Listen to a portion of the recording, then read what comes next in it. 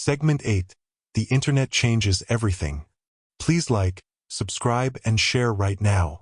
And so, we drift forward once more. The personal computer revolution is gathering pace. And something even bigger is coming. Something that will change the very fabric of human communication itself. Something that will collapse distance, dissolve borders, and connect every person, every company, every idea on the planet into a single vast and extraordinary web. The Internet is coming. And nothing, absolutely nothing, will ever be quite the same again. The story of the Internet begins not in a garage or a university dormitory, but in the corridors of the United States Department of Defense. In the late 1960s, researchers working on a government project called ARPANET were trying to solve a specific and practical problem.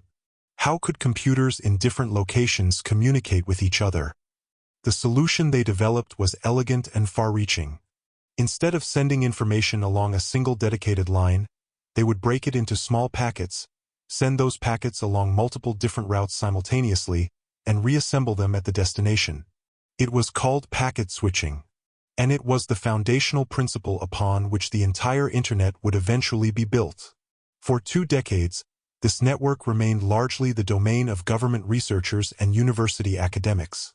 And then, in 1989, a British scientist working at a physics laboratory in Switzerland had an idea. His name was Tim Berners-Lee. And his idea was to create a system of documents linked together by clickable connections, accessible to anyone on the network. He called it the World Wide Web. Berners-Lee could have patented his invention, could have built a company around it and made himself one of the wealthiest people on Earth. Instead, he gave it away, freely, to everyone. It was perhaps the most consequential act of open generosity in the entire history of technology. Breathe slowly here. A single act of openness, a decision to share rather than to own, unleashing a force that would reshape the entire global economy within a decade. And share it the world did, with breathtaking speed. In 1993, a young programmer named Marc Andreessen released the first widely used web browser. He called it Mosaic. For the first time, ordinary people could navigate the World Wide Web with a simple point-and-click interface. Mosaic didn't just make the web accessible. It made it irresistible. Within months, millions of people were online for the first time. A wave of new companies began forming with a speed and an ambition that the business world had never seen before. Companies with names that ended in .com, companies that had no profits. Sometimes no revenue. Sometimes barely a product. But companies with ideas. With vision. It was called the dot-com boom, and it was one of the most spectacular, most exhilarating, and ultimately most instructive episodes in the entire history of business. In the middle of this extraordinary ferment, 2 companies emerged that would define the Internet age. The first was Amazon. Founded in 1994 by a former Wall Street analyst named Jeff Bezos. Amazon began as an online bookstore operating out of a garage in Bellevue, Washington. Bezos had left a well-paying job and driven across the country with his wife, writing his business plan on the way. He didn't want to build a bookstore. He wanted to build the everything store. A place where anyone could buy anything, delivered anywhere. Quickly, reliably, and cheaper than anywhere else. The second company was born in a Stanford University dormitory room in 1998. 2 PhD students named Larry Page and Sergey Brin had become fascinated by a problem. The World Wide Web was expanding at extraordinary speed. An ocean of information that was becoming increasingly difficult to navigate.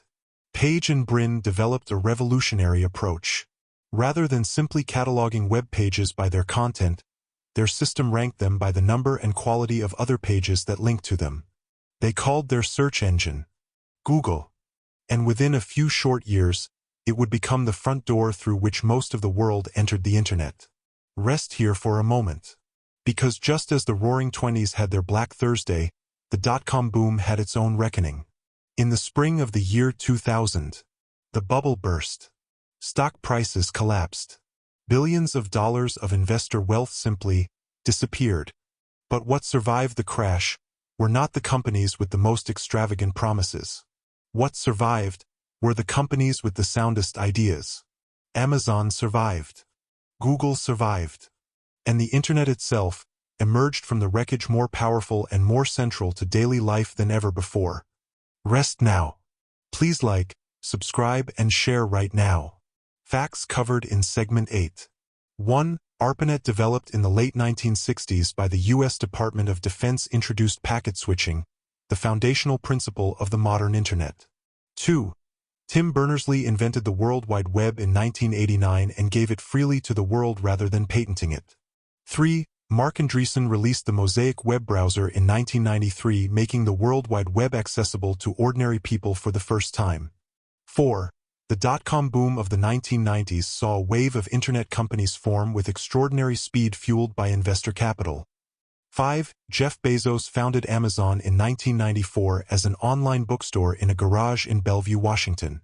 6. Larry Page and Sergey Brin founded Google in a Stanford University dormitory room in 1998.